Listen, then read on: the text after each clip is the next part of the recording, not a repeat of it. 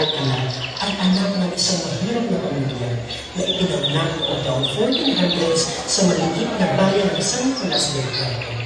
Noong siya ay nasa sapat ng gulang, siya ay pumasok sa Orden Franciscano at naging Germania. Nakita sa kanyang buhay ang labis na kabanalan. Naging portero, isang alalay sa loob ng kumbento. Dahilan kung bakit may daladala siyang basket ng bulaklak. Minsan ay humihingi sa kanyang tinapay. Kumuha siya ng labis sa tinapay sa kumbento upang may pamahagi ito sa mga naghihingi ng pagkain. Nahuli siya ng kanyang superior. Tinanong, Diego, ano iyan at saan mo gagaling? pinaisip ng Diyos si Diego ng sabihin. Mga bulaklak po! At nang buksan ang basket ay hindi tinapay ang nakita, kundi mga bulaklak. Noong kalangasyon sa Bernardino Islaya, nagkasakit ang maraming mga paring Franciscano. Silang lahat ay dinakap isang Diego. At silang lahat ay gumaling. Sinasabi niya rin bawang isang Pascual Bayon si San Diego pagdating sa kabalan. Dahil lang sa malaki ng relasyon sa Santisimo Sacramento at mahal na Virgen Maria. Noong November 12, 1463, hiniling niya na isuot muli ang kanyang lumang abito at samantala siya ay nakunin sa krus. Kanyang pinupuri ang Panginoon sa kanyang pagliligtas sa sangkalauhan. Matapos nito, siya ay namatay sa araw ng iyon.